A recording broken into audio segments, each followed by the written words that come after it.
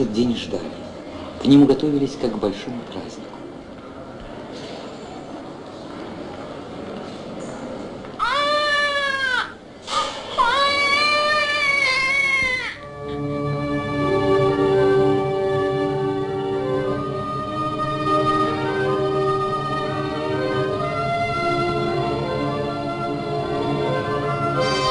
В канун 60-летия советской Татарии столица республики принимала в свою семью миллионного казанца. Древний город на Волге стал в нашей стране 20-м городом с миллионным населением. А каким был наш город 60 лет назад? Сколько жителей было в Казани к моменту образования Татарской автономной Советской Социалистической Республики? В каком году? 60 лет назад. 60 лет назад? Ну, вообще-то, 60 лет назад, по-моему, Казань был достаточно крупным городом всегда.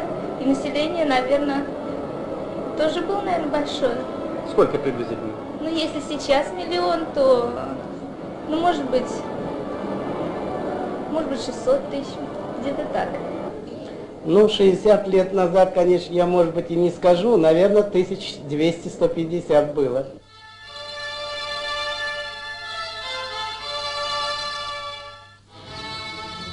К 1920 году в Казани насчитывалось 125 тысяч жителей. Город жил накануне большого события.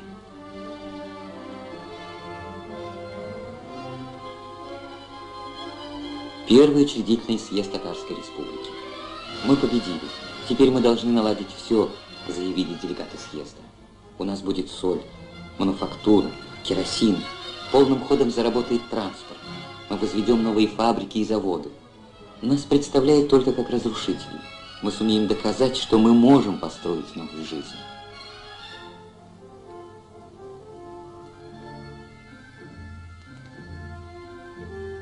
Они мечтали и строили свое будущее. Твое настоящее, малыш. Вступай в эту жизнь. Это твой город.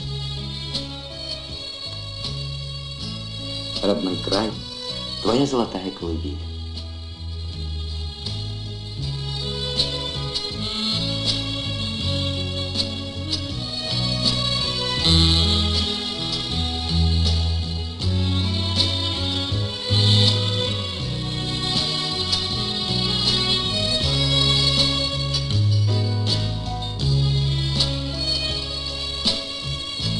О радостной и светлой жизни мечтал когда-то народный поэт Габдулла Тукай, чьи стихи здесь знают с детства.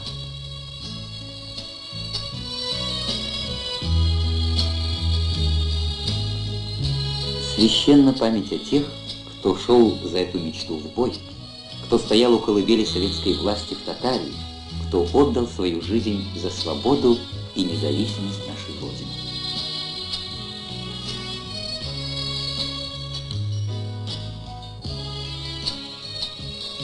Муса Джалиль, подвиг поэта-героя, известен всему миру. Он один из 200 героев Советского Союза, уроженцев Татарии.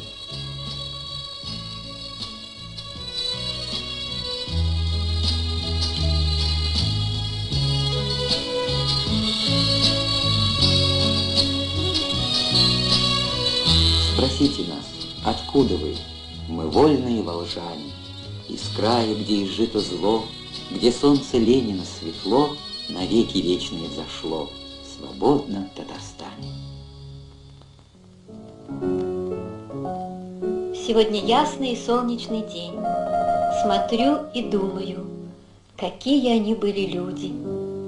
Не каждому доведется побывать здесь, но теперь о нем, о музее Ленина в Казани, узнают еще сотни других людей. Я помогу детям, которых учу, узнать больше о замечательной жизни Ильича. Учитель из Забайкалья.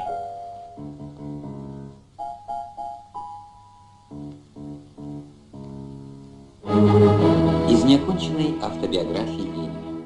В декабре 1887 года я был первый раз арестован и исключен из Казанского университета за студенческие волнения. Затем выслан из Казани. Это было первое революционное крещение Володи Ульянова. Каждый год 19 декабря звучит призывный клич новых поколений студентов. На сходку, товарищи, на совет к Ильичу.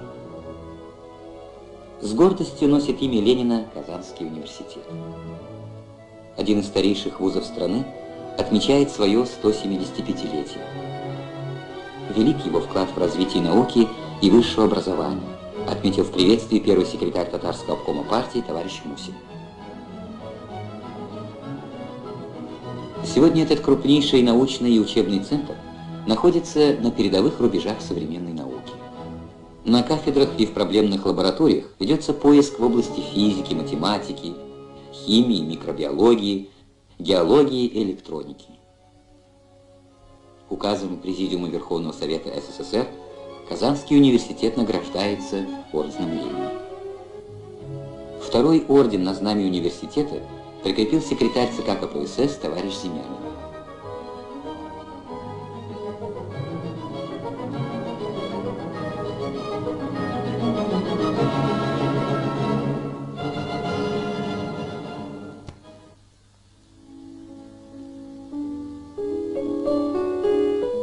Казанский университет – подлинная колыбель науки.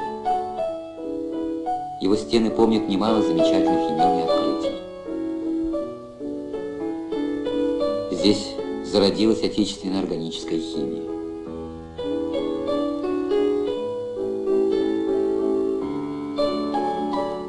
Зинин и Бутлеров, Маковников, академики отец и сын Арбузовы – гордость Казанской химической школы.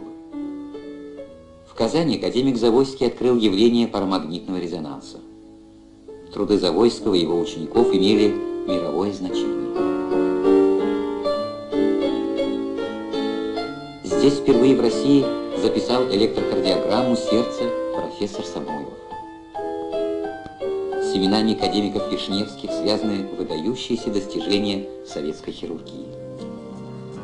Сегодня в 14 вузах города готовят специалистов для самых различных отраслей народного хозяйства и культуры.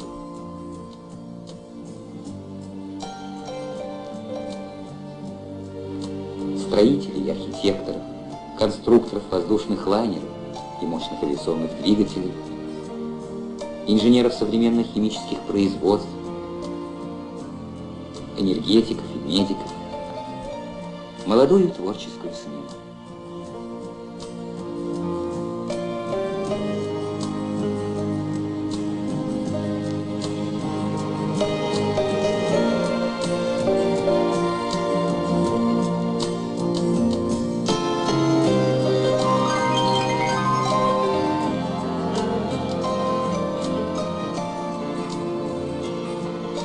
Жизнь художника неразрывно связана с судьбой его родины.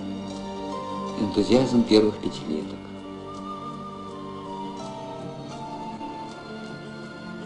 Подвиг народа в Великой Отечественной. Новый расцвет родной земли. Это неиссякаемый родник творчества Сибгата Хакима, одного из старейшин советской татарской поэзии, лауреата Государственной премии РСФСР имени Горького. Меня в молодости вводили в поэзию, татарскую поэзию, вот такие поэты, как Адель Кутой, Муса Джалиль, Хасан Туфан, Фатих Карим. И я вот сейчас стараюсь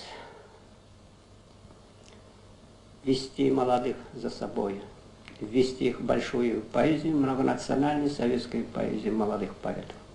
Мне было всего 19 лет, когда я посетил Магнитогорск первый раз.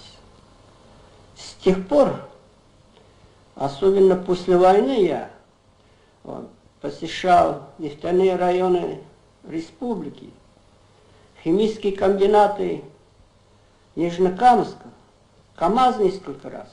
Вот это есть ритм времени.